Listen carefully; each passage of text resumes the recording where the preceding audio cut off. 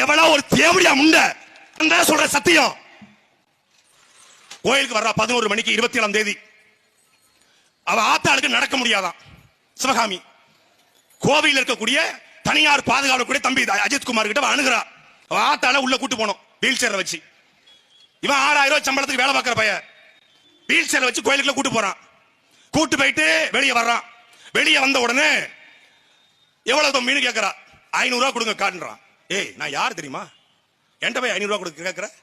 எனக்கு யாரெல்லாம் தெரியும் தெரியுமா? ஏக்கா கஷ்டப்பட்டு 1 மணி நேரம் நான் கூட்டு போயிருக்கிறேன். நாங்க 4-5 பேர் இருக்கிறோம் பசங்க. ஒரு 500 ரூபாய் கொடுக்க. ஏய் என்கிட்ட திமிரா பேசுறியா?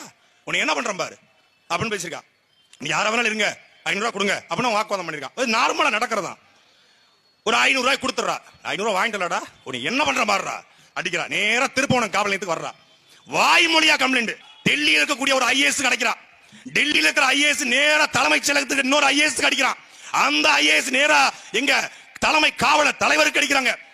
அந்த தலைமை காவல்துறை அதிகாரி இருந்து நேரா திருப்பவனம் டிஎஸ்பிக்கு வருது. எஸ்பிக்கு வரல, டிஎஸ்பிக்கு டைரக்டா வருது போன். மடப்புறம் பத்திரகாளியம்மன் கோயில்ல அஜித்னு ஒரு பையன் வேலை பார்க்கறான். அவன் வந்து 9 பொன் நகை எடுத்துக்கிறான்.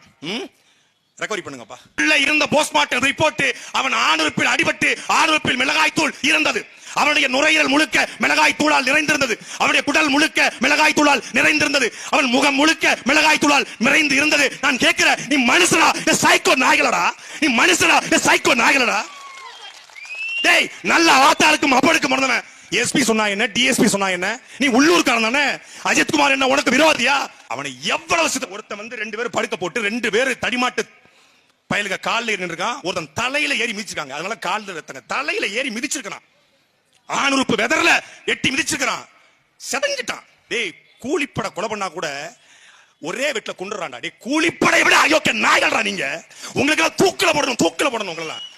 நாங்கள் மரண தண்டனைக்கு எதிரானவர்கள். ஆனால் இந்த நாய்கள் ஒருத்தர் ராமச்சந்திரன், கண்ணன், ராஜா, பிரபு, ஆனந்த், இந்த சங்கர ராமசுப்ரம் ஒரு பயல விடக்கூடாது. ஒரு பயல நீங்க விட்டாலும் நாங்க வந்து செய்வோம்டா.